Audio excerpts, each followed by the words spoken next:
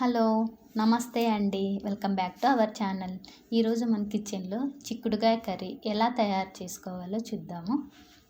ఇక్కడైతే చిక్కుడుకాయలను నీట్గా వాష్ చేసేసుకొని తొటిమలన్నీ తీసివేసి ఒక కుక్కర్లోకి వేసుకొని కొద్దిగా పసుపు, నీళ్ళు, కొద్దిగా ఆయిల్ వేసేసుకొని ఒక 2 విజిల్స్ వచ్చేంత వరకు బాయిల్ చేసుకోవాలి.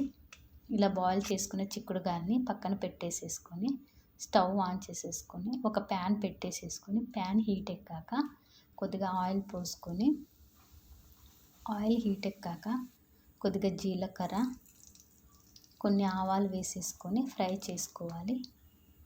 తర్వాత కట్ చేసి పెట్టుకున్న ఆనియన్ ముక్కలు కూడా వేసేసుకొని బాగా ఫ్రై చేసుకోవాలి.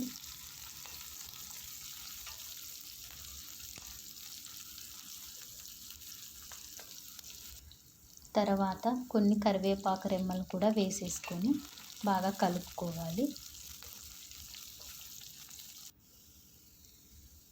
ఇందాక గ్రైండ్ చేసి పెట్టుకున్న కొబ్బరి, అల్లం, వెల్లుల్లి పేస్ట్ని కూడా ఇందులోకి వేసేసుకొని బాగా ఫ్రై చేసుకోవాలి.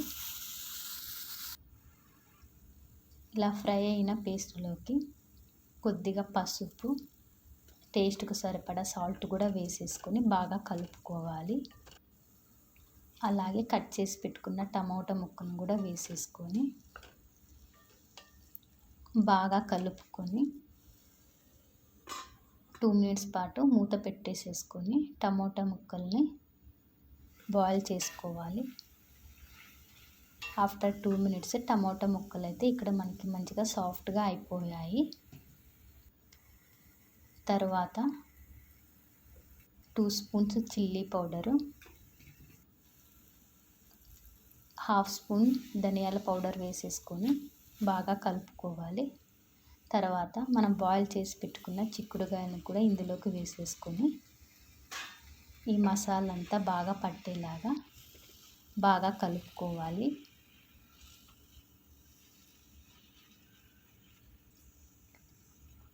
చిక్కుడుకాయలు ఉడకబెట్టినప్పుడు కొద్దిగా వాటర్ ఉన్నాయి కదండి, అదే సరిపోతుంది. ఇక్కడ వాటర్ అయితే మనం యాడ్ చేసేసుకోవాల్సిన అవసరం అయితే లేదు,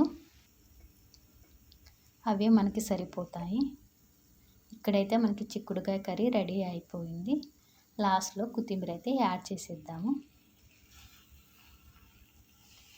ఇలా కొత్తిమీర వేసేసుకొని ఒకసారి అంతా బాగా కలుపుకొని ఒక గిన్నెలోకి అయితే సర్వ్ చేసేసుకుందాము.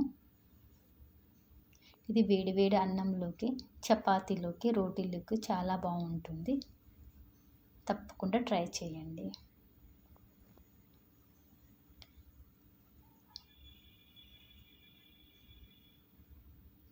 థ్యాంక్ యూ అండి.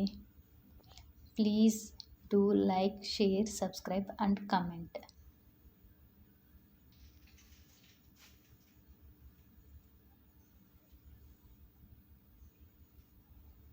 Thank you for watching my channel.